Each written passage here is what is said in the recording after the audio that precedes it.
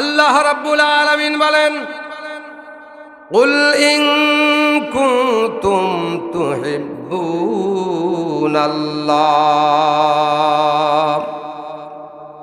আল্লাহ পাক বলতেছেন নবীকে, হে নবী আপনি বলুন, কুল আপনি বলুন, ইন কুনতুম তুহিব্বুনাল্লাহ, যদি কেউ আপনার কোনো উম্মত আমার কোনো বান্দা যদি আল্লাহকে ভালোবাসতে চায়, কাকে? ইন কুনতুম তুহিব্বুনাল্লাহ, যদি আল্লাহকে ভালোবাসতে চায়, আল্লাহর ভালোবাসা পেতে চায়, তাহলে আল্লাহ পাক এখানে নোটিশ করে দিলেন, ফাত্তাবিউনি ইউহিব্বুকুমুল্লাহ।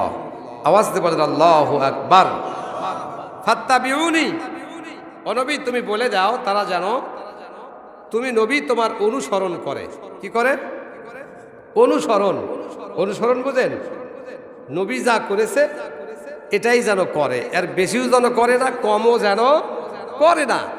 আল্লাহ পাক বলতেছেন এখানে, ফাত্তাবিউনি ইউহিব্বুকুমুল্লাহ, ও নবী যদি তোমার কোনো উম্মত আমার অনুসরণ করে, আমার কোনো বান্দা যদি তোমার অনুসরণ করে, ইউহিব্বুকুমুল্লাহ, আমি আল্লাহর ভালোবাসা সে পেয়ে যাবে।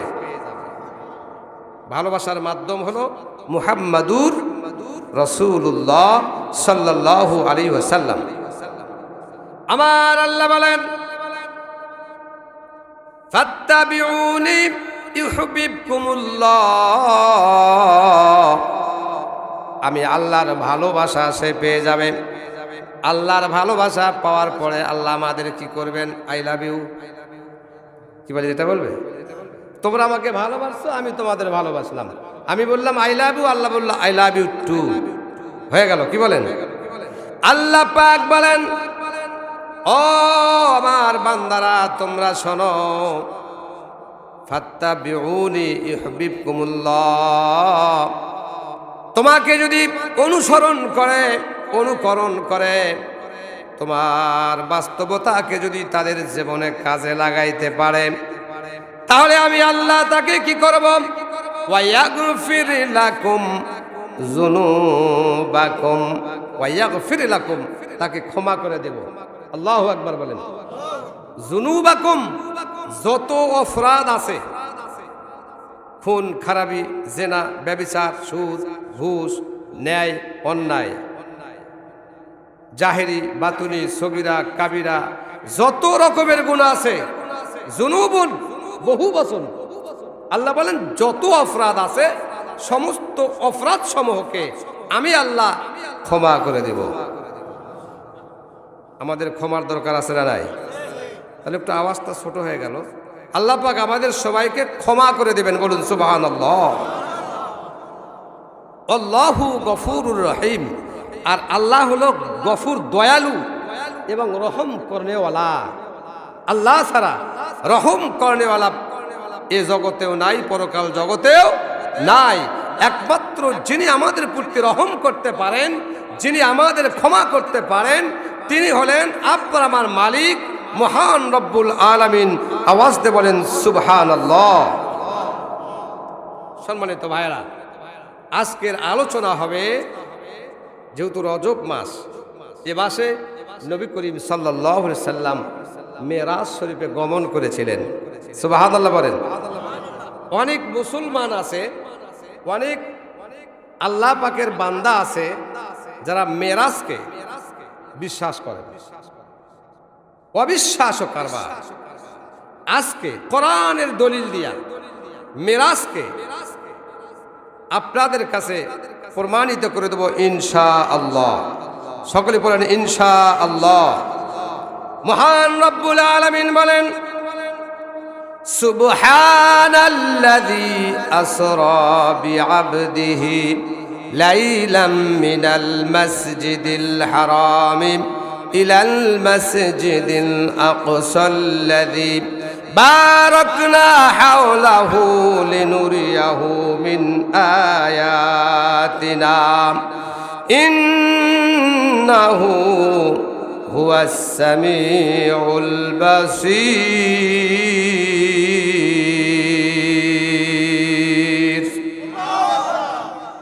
আল্লাহ পাক বলেন সুবহানাল্লাযী, সেই সত্তার বর্ণনা করা হচ্ছে, আসরা বিআবদিহি, যিনি ভ্রমণ করেছেন আসরা বিআবদিহি, তার গোলামকে, তার হাবিবকে, তার বান্দাকে, লাইলাম, লাইলুল মানে রাত, লাইলুল মানে কি রাত। তাহলে আল্লাহ পাক বলেন সুবহানাল্লাযী আসরা বিআবদিহি লাইলাম, আমি আল্লাহ পাক আমার বান্দা, আমার নবীকে, আমার হাবিবকে, আমার বন্ধুকে আমি সফর করাইছি, ঊর্ধ্ব গগনে নিয়ে গিয়েছি। কোন সময়? দিনে না রাতে? আমার কথা বুঝতে পারছেন না আপনারা? একটু আওয়াজ দেন। লাইলুন মানে হলো রাত। এখানে প্রফেসর সাহেব আছেন, হাজি সাহেব আছেন। লাইলুন শব্দ অর্থ কি? রাত না দিন? রাত। তাহলে এই সফরটা আল্লাহ পাক করাইছেন নবীকে রাত্রিকালে। আওয়াজ দিয়ে বলেন সুবহানাল্লাহ। লাইলাম মিনাল মসজিদিল হারাম, মসজিদে হারাম থেকে আকসা পর্যন্ত। এরপরে তার কাছে বরাক নামে একটি যানবাহন আসে, জিবরাইল সহ। জিবরাইল এসে সংক্ষিপ্ত করে বলতে হবে, যেহেতু এটা এত বড় একটা আলোচনা, এত বড় একটা ব্যাখ্যা, এত বড় একটা বিশ্লেষণ, এত বড় একটা তাফসির, এত বড় একটা পর্যালোচন বিষয়, যা আজ থেকে এই রজব মাস শেষ পর্যন্ত 4 দিন পর্যন্ত যদি এই একটি আয়াতের ব্যাখ্যা তাফসির করা যায়, আমার মতো ছোট নগণ্য মানুষের দ্বারা সম্ভব হবে না। এত বড় ঘটনা, লাইলাম মিনাল মসজিদিল হারাম ইলাল মসজিদিল আকসাল্লাযী বারাকনা হাওলাহু লিনুরিয়াহু মিন আয়াতিনা ইন্নাহু হুয়াস সামিউল আলিম। আওয়াজ দিয়ে বলেন আল্লাহু আকবার। আমার আল্লাহ রাব্বুল আলামিন বলেন, আমি জিবরাইল সহ বরাক সহ পাঠায়া দিলাম আমার হাবিবকে, আমার বন্ধুকে আমার কাছে নিয়ে এসো। সুবহানাল্লাহ। জিবরাইল আমিন বলে, ও রাসূল, ও নবী, দেরি নয়, দেরি নয়, স্বয়ং আল্লাহ রাব্বুল আলামিন আপনাকে আরশে আজিমে আপনাকে সংবর্ধনা জানাইছেন। আমাদেরকে যদি হঠাৎ করে বর্তমান ডক্টর ইউনূস সাহেব যদি ডাকে যে আজকে এই দড়ি বাংলা ওই মাহফিলে যত লোক আছে আমি ট্রাক পাঠিয়ে দিলাম, সবাইকে আমার মন্ত্রণালয়ে নিয়ে আসো, আপনারা খুশি হবেন না বেজার হবেন? মনে মনে ভাববেন, আজকে কপাল যে কি দিয়ে হয়েছে, আজকে দিনটা যে কি দিয়ে পোয়াইছে আল্লাহ জানে। কথা বলেন ঠিক না ব্যাঠে? আমার আল্লাহ বলেন, ও জিবরাইল, আমার বন্ধুকে বোরাকে করে তাড়াতাড়ি করে ঊর্ধ্ব গমনে নিয়ে এসো, আমার কাছে নিয়ে এসো। কিন্তু এই বোরাক নামক যে যানবাহনটা, এর একটা নির্দিষ্ট জায়গা আছে, ওই জায়গা থেকে 1 বিন্দু পরিমাণ যাওয়ার মতো ক্ষমতা নাই। সুবহানাল্লাহ। সংক্ষিপ্ত করে বলি, বোরাকি করে জিবরাইল সহ তাকে নিয়ে গেলেন। নিয়ে যাওয়ার পরে আল্লাহ পাকের ফেরেশতা জিবরাইল নবীকে নিয়ে জান্নাত দেখাইতেছেন, জাহান্নাম দেখাইতেছেন। আগে দেখাইলেন জাহান্নাম, ভয়াবহতা, যেখানে কিছু কিছু মানুষের জায়গা হবে, কিছু কিছু মানুষ সেখানে থাকবে। দলিল হলো ওয়াকুদুহান নাসু ওয়াল হিজারা উইদ্দাত লিল কাফিরিন। আওয়াজ দিয়ে বলেন নাউযুবিল্লাহ। আল্লাহ বলেন ওয়াকুদুহান নাস, ওই জাহান্নামের জ্বালানি হবে মানুষ এবং পাথর।